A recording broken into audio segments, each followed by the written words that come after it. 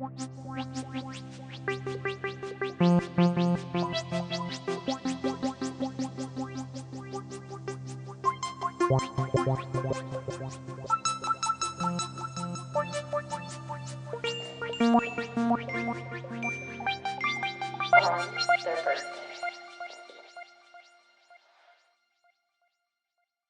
y'all, welcome to On Their Birthday. I am your host, Brooke, and welcome to our 5th episode. Today we are going to be talking about the life and the legacy of Lou Reed. Now, I barely knew who Lou Reed was other than he was a member of the Velvet Underground, and I didn't realize the impact that he had had on so many different people, and what he did throughout his songs was true poetry. Today's episode will dive into his most known song, Walk on the Wild Side, because I think that it is the most notable example of what Lou did with his songs, but I do want to give a quick disclaimer for very heavy topics sprinkled throughout this episode. Please be conscious of what you need for yourself, and if you need to come back at a later time, please do. This is about an artist who took the whole sex, drugs, and rock and roll seriously, so just be aware. But anyways, enough talking about it. Let's just go ahead and dive into the episode. Louis Allen Reed was born on March 2, 1942, to parents Toby and Sidney Joseph Reed in Brooklyn. Lou's father had changed his surname from Rabinowitz to Reed because his family was Jewish, and his grandparents had escaped Russia to flee from anti-Semitism. Lou, his sister, and parents lived in Freeport, Long Island, beginning when Lou was 9 years old. In an article from Medium, it is said that Lou found the transition from Brooklyn to Freeport was tough on him. In Brooklyn, he was able to run around outside, and the city itself had the energy for families to thrive, but in Freeport, the environment was almost the opposite. His sister said that when he was younger, Lou suffered panic attacks. This was thought to be because he was dyslexic and acting out as a defense mechanism. He said that he was being routinely bullied at school, something that wasn't uncommon as there were gangs that were found around the town there. In social situations, he withdrew from everyone, but he found that music was his medium for expression. In an interview, Lou recalled his first memory of sound, stating, "The first memory of sound would have to be your mother's heartbeat for all of us. You grow up from when you're a peanut listening to rhythm. But then there are nature sounds, the sound of the wind, the sound of love." He learned to play guitar from the radio and played in various bands throughout high school. However, despite having a dependence on music, he began to experiment with drugs at age 16, and his sister said that he closed the door on any communication with their parents. It's not known if his parents knew that he was using drugs to self-medicate, and if they did nothing.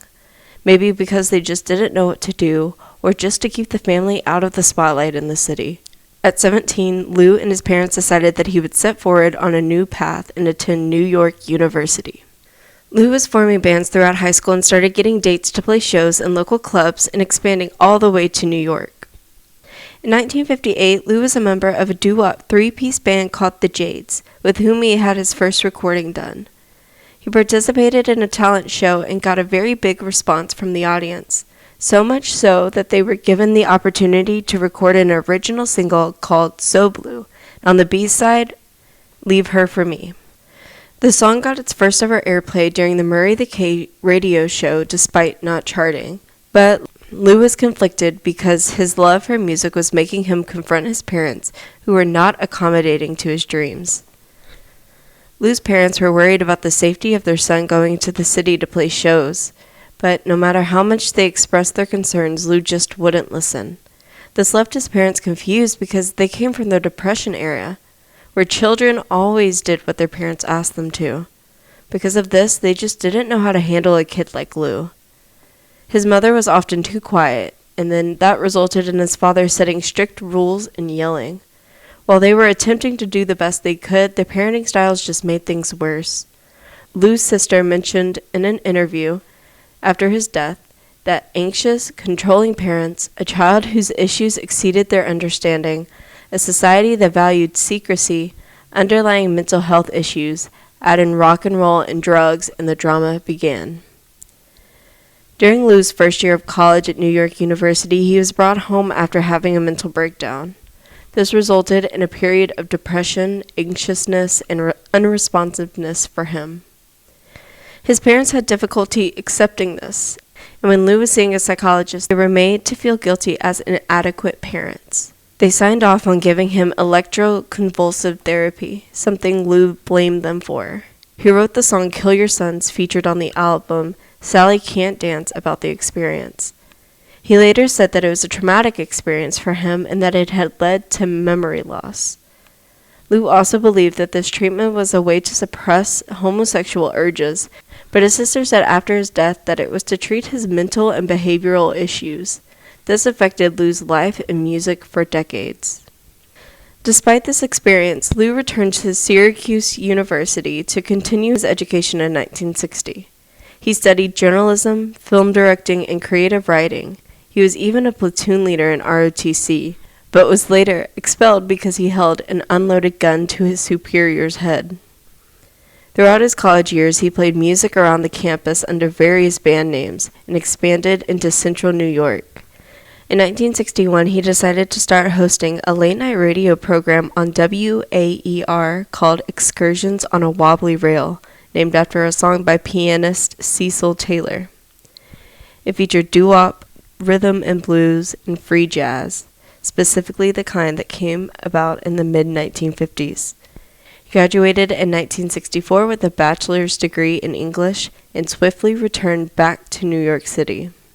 Lou began working as a songwriter for Pickwick Records when he moved back to New York City. He sang lead on 2 cuts of the Surfsiders Sing the Beach Boys songbook. Lou wrote the song Heroin during this time. He said that they would lock him in a room and he would be told to write so many songs before he could come out. A critic, Mark Deming, wrote that it hardly endorses drug use, but it doesn't clearly condemn it either. But most notably, he wrote and recorded the single The Ostrich, which had lines like, "Put your head on the floor and have somebody step on it." Now, this was meant to be an imitation of dance songs at the time, but his employers felt that this song had real potential and put together a supporting band for Lou. This band was called the Primitives, consisting of John Cale, Tony Conrad, and Walter De Maria.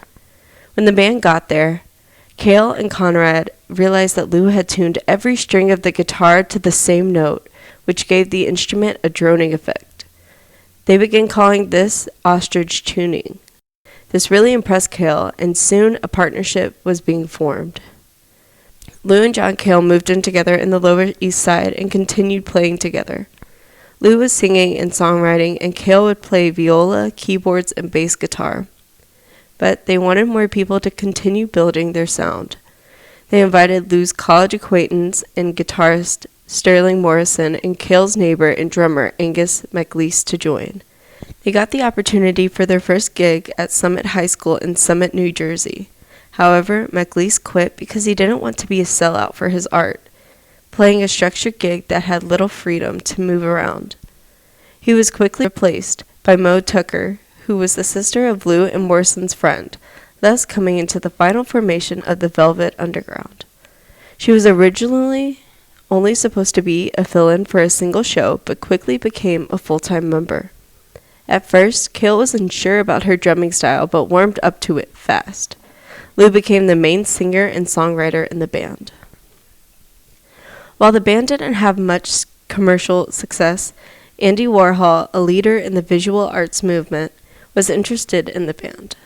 Warhol wanted them to be a part of Exploding Plastic Inevitable, or EPI, a multimedia event.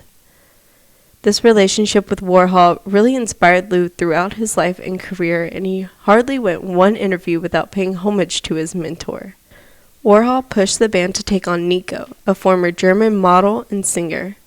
Lou and the band were hesitant at first, but ended up writing many songs for her to sing, and then Lou and Nico even ended up as lovers for a short time.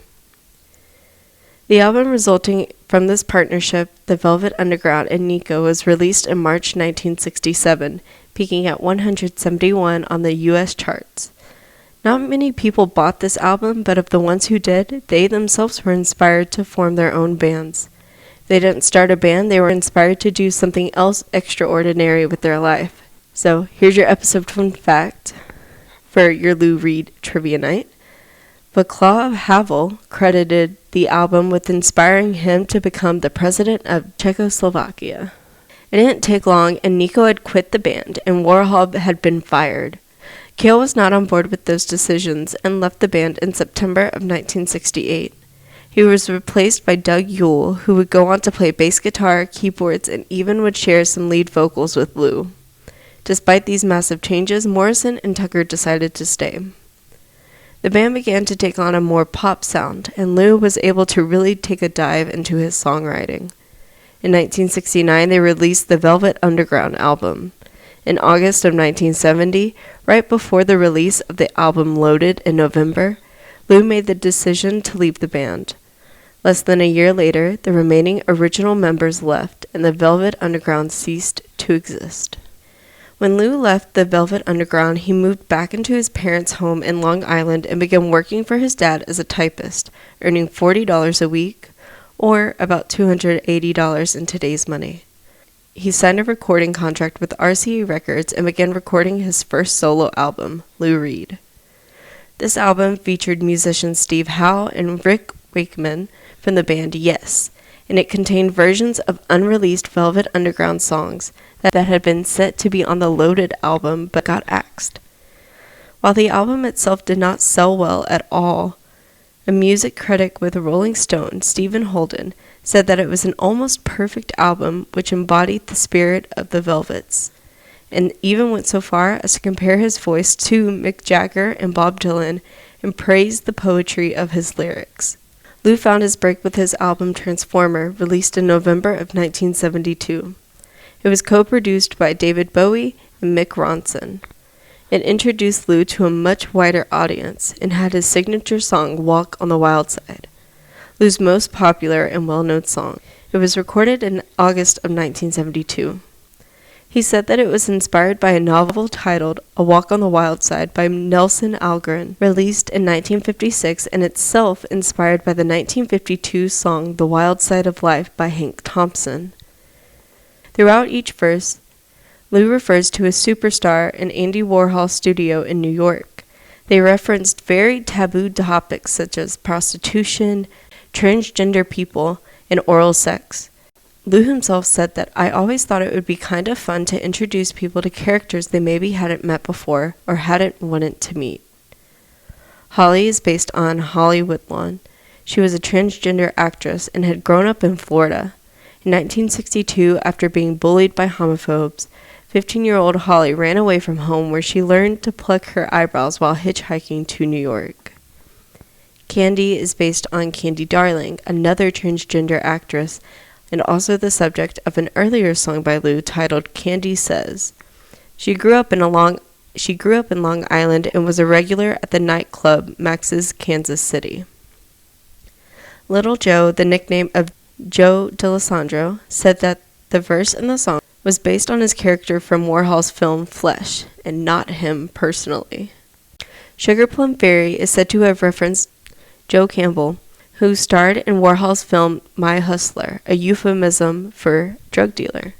He was also the boyfriend of Harvey Milk, the first openly gay politician for 6 years.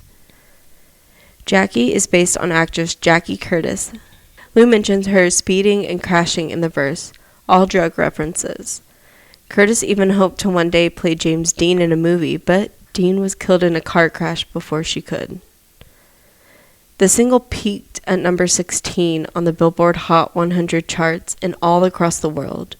In 2010, it was ranked by Rolling Stone as the 223rd greatest song of all time.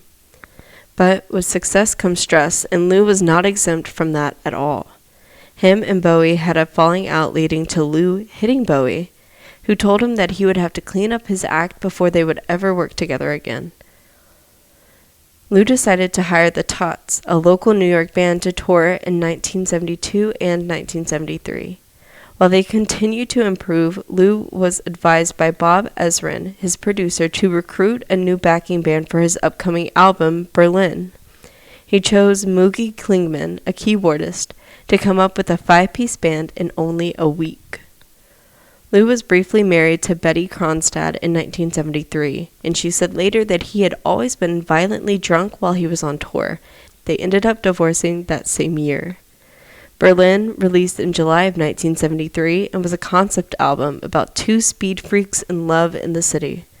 Lou's signature poetry of lyrics discussing very taboo topics was not glossed over. He sang about domestic violence in the songs Caroline Says 1 and Caroline Says 2, drug addiction and How Do You Think It Feels, adultery and prostitution in The Kids, and suicide in the song The Bed. The response to the album at the time of release was negative, Rolling Stone going so far as to call it a disaster, and Lou grew frustrated. Over time, though, people have reevaluated it, Rolling Stone basically eating their words and putting it on their list of the 500 greatest albums of all time. Lou befriended Steve Katz of the band Blood, Sweat, and Tears, who suggested that he put together a great live band to release a live album of Velvet Underground songs. Katz went on to become Lou's producer on the album Rock and Roll Animal, released in February of 1974. It contained live performances of Velvet Underground songs, including Sweet Jane, Heroin, White Light, White Heat, and Rock and Roll. It featured Steve Hunter and Dick Wagner, who toured with him in late 1973. Wagner's arrangements and Hunter's intro to Sweet Jane formed the sound that Lou had been searching for. The album peaked at number 45 on the Billboard charts for an astounding 28 weeks, and quickly became his best-selling album, going gold in 1978 after selling 500,000 records. Later that same year, Sally Can't Dance was released, and became Lou's highest-topping album in the U.S., peaking at number 10 and staying on the charts for 14 weeks. Lou continued to heavily use drugs and alcohol throughout the 1970s, causing a variety of problems for him. In 1975, he was headlining Starstruck 75 in Europe, a touring rock festival that was organized by Miles Copeland, once a manager of the Police and founder of IRS Records. But Lou's drug addiction made him unreliable, and he never performed on the tour. Copeland replaced his spot with Ike and Tina Turner. Later that year, his album Metal Machine Music was released. It was described by Rolling Stone as the tubular groaning of a galactic refrigerator, and other critics saw it as an attempt to break his contract with RCA or even to alienate his fans. But Lou claimed that it was a genuine artistic effort, inspired by the droning sounds of Lamont Young, an artist known for his avant-garde sound. Some reports even say that the album was returned to stores by the thousands. Released in December of 1975, Coney Island Baby was dedicated to Lou's partner at the time, Rachel Humphreys. Humphreys was a transgender woman who inspired Lou's lyrics, songs, and artwork, and even toured with him as his hairdresser and tour manager. They dated and lived together for 3 years, and she was featured on the cover of his 1977 album, Walk on the Wild Side, The Best of Lou Reed. Lou signed onto the record label Arista and debuted his album Rock and Roll Heart in October of 1976. 2 songs were written during Velvet Underground times, dating back to 1967, and even recorded and performed by the band. In February of 1978, Street Hassle was released. This was right smack in the middle of the emerging punk rock scene, a scene that Lou had helped inspire. However, Lou was watchful, competitive, and had a dismissive attitude towards punk. But he knew that he inspired them, so he would regularly attend shows at CBGB's, a New York City music club, just to see what the bands were doing. And here's an extra fun fact for your Lou Reed Trivia Night. Lou was featured on the cover of the very first issue of Punk, a fanzine created by Legs McNeil. In May of 1978, Lou recorded his 3rd live album, Live, Take No Prisoners. Again, Lou split the critics, some calling it his bravest work yet, and some calling it his silliest. Rolling Stone, and have they not learned yet with Lou Reed? Described it as one of the funniest live albums ever recorded. Lou felt that it was one of his best albums to date.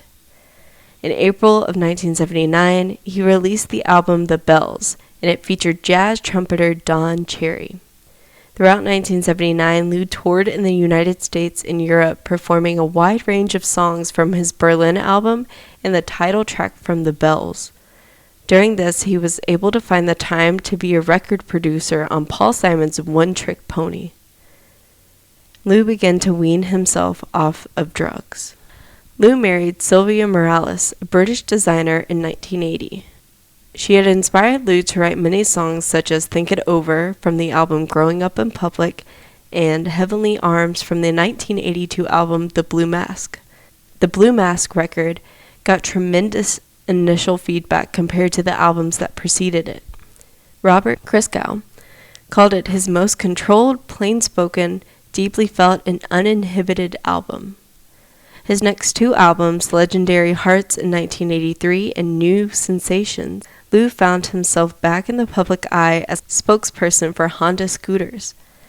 During this time, Lou worked with guitarist Chuck Hammer and Robert Quine. His 1984 album was the first time since Street Hassle in 1978 that Lou had made it back to the U.S. Top 100, and since Coney Island Baby in 1976 in the UK. On September 22, 1985, Lou performed at the first Farm Aid concert, a benefit concert to help raise awareness and money for American farmers who were in debt. He performed Doing the Things We Want to Do, I Love You, Suzanne, New Sensations, and Walk on the Wild Side as his solo set. Then he went back on stage to play bass for Roy Orbison during his set. In June of 1986, he released Mistrial alongside two music videos for the album, No Money Down and The Original Rapper. Later that same year, he joined Amnesty International's A Conspiracy of Hope tour, and Lou was very outspoken about New York's political and personality issues. In February of 1987, Lou ran into John Cale for the first time in many years at Andy Warhol's funeral. In January of 1989, he released the album New York. As we know of Lou by now, this album featured more themes that were taboo for the time, such as crime, AIDS, civil rights activist Jesse Jackson, the then president of Austria, Kurt Waldheim, and Pope John Paul II. The album became his second gold certified after passing 500,000 sales in 1997. He was also nominated for a Grammy Award for Best Male Rock Vocal Performance for the album. Lou and Cale began working together again in 1990, releasing the album Songs for Drella in April of that year. It was a song cycle, a group of individual songs designed to be together as one group, all about Warhol. Lou sings about his love for his late friend and even criticizes the doctors who were unable to save his life, going so far as to name his would-be assassin from 1968, Valerie Solanas. The original members of the Velvet Underground reformed and played at a benefit for Fondation Cartier in France at the end of 1990. It is filled with themes of mortality, specifically inspired by the death of two close friends from cancer. He also romantically began to see avant-garde artist Laurie Anderson. In June and July of 1993, the Velvet Underground reunited again and toured Europe and planned to tour North America. The remainder of the show was canceled after Lou and Cale had a major dispute. Lou appeared in a live album titled A Celebration, the music of Pete Townsend and The Who in 1994. Later that same year, he was divorced from Morales. In 1995, Lou made a cameo in the unreleased video game Penn and Teller's Smoke and Mirrors. His character would be revealed only if the player chose the impossible setting in the game, which caused Lou to appear shortly after the start of the game as an unbeatable boss who murders the player with his laser beam eyes, then says to the player, "This is the impossible level, boys. Impossible doesn't mean very difficult. Very difficult is winning the Nobel Prize. Impossible is eating the sun." In 1996, the Velvet Underground was inducted into the Rock and Roll Hall of Fame. At the ceremony, 3 of the original members, Lou, Cale, and Tucker performed a song titled "Last Night I Said Goodbye to My Friend." The performance was dedicated to Sterling Morrison, who had died the previous August. In February of 1996, Lou released Set the Twilight Reeling and even contributed some songs to Time Rocker, a theatrical interpretation of the novel The Time Machine by H.G. Wells. In February of 2000, Lou worked on a production inspired by the works of Edgar Allan Poe. In April of that same year, he released his album Ecstasy. In May, he performed before Pope John Paul II at the Great Jubilee Concert in Rome. In 2001, he made a cameo appearance in the movie adaptation of Prozac Nation, a memoir by Elizabeth Wurtzel. On October 6, 2001, the New York Times published Lou's poem titled "Lori Sadly Listened," in which he reflects on the September 11th attacks.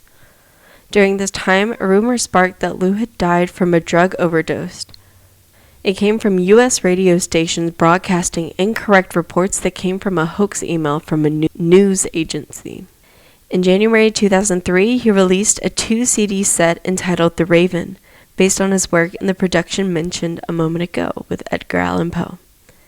It consists of songs written by Lou and spoken word performances of reworked and rewritten texts of Edgar Allan Poe by other actors, all above electronic music composed by Lou. Some people featured included William Dafoe, David Bowie, Steve Buscemi, and Ornette Coleman.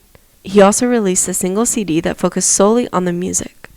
In April, he began a world tour alongside cellist Jane Scarpantoni and singer Anoni. Later that year, he released a book of photographs called Emotions in Action. In January of 2006, he released a second book titled Lou Reads New York, and in 2009 released a third volume titled Romanticism. In October of 2006, he appeared at the Leonard Cohen tribute alongside Laurie Anderson, Nick Cave, Anoni, Jarvis Cocker, and Beth Orton, playing a heavy metal version of Cohen's The Stranger song. In December of that same year, he played a series of shows at St. Anne's Warehouse in Brooklyn, based on his album Berlin. The show, featuring Steve Hunter, Anoni, and Sharon Jones, and produced by Bob Ezrin, performed at the Sydney Festival in January, and in Europe in June and July of 2007. The album and film versions of the concert were released in 2008. On October 2nd and 3rd, 2008, he introduced his new group Metal Machine Trio. It featured Ulrich Krieger on saxophone and Sarth Calhoun on electrics, and it was heavily inspired by Lou's earlier album Metal Machine Music. The trio played in April 2009 and even appeared as part of Lou's band at the 2009 Lollapalooza. On October 30th, 2009, Lou played Sweet Jane and White Light, White Heat with Metallica during the 25th anniversary of the Rock and Roll Hall of Fame. In 2010, he was featured on the song Some Kind of Nature with the virtual band Gorillaz on their third studio album Plastic Beach. In October 2011, Metallica, alongside Lou, released the collaboration album Lulu. In true Lou fashion, it received mixed reviews, and if you guessed that they were mainly negative, you would be correct. Lou made a joke that he had no fans left, but the album still debuted at number 13 on the charts and sold 13,000 copies within the first week.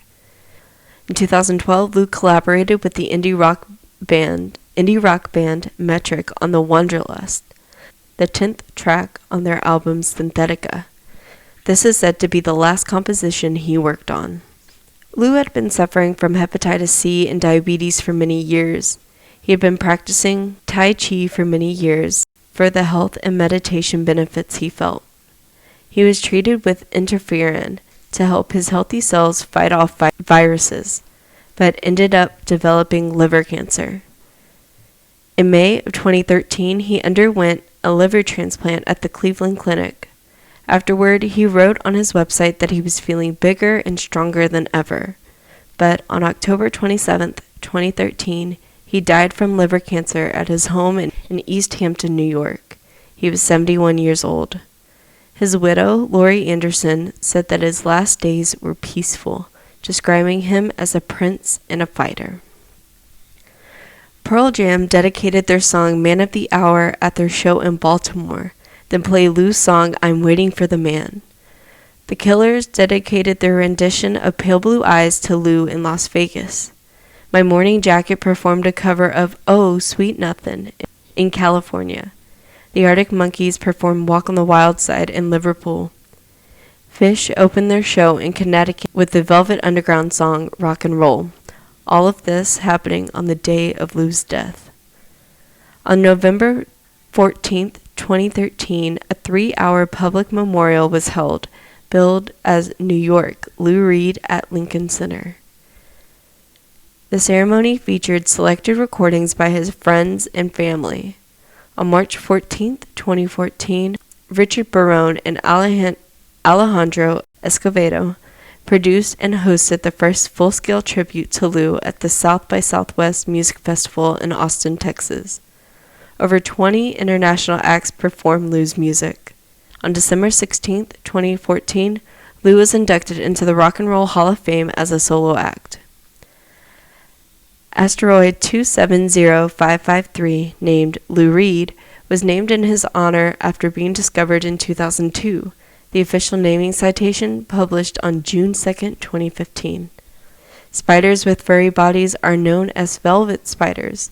One discovered in Spain in 2012, named Louredia because it had a velvet body and lives underground. As of 2020, it had 4 different species. An archive of his letters and other personal effects were donated to the New York Public Library for the Performing Arts, where it can be viewed by members of the public.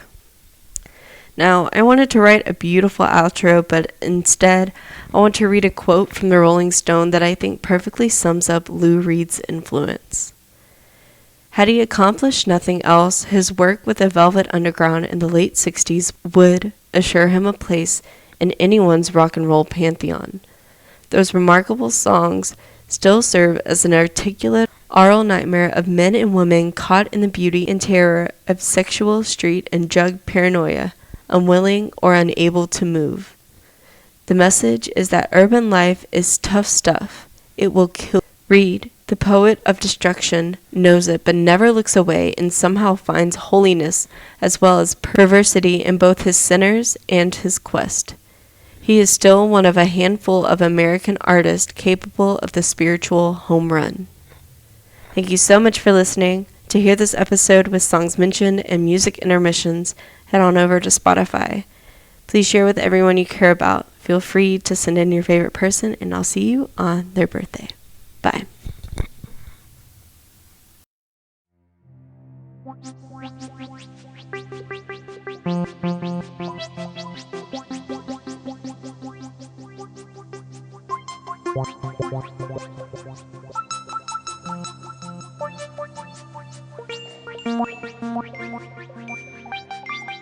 On their birthday.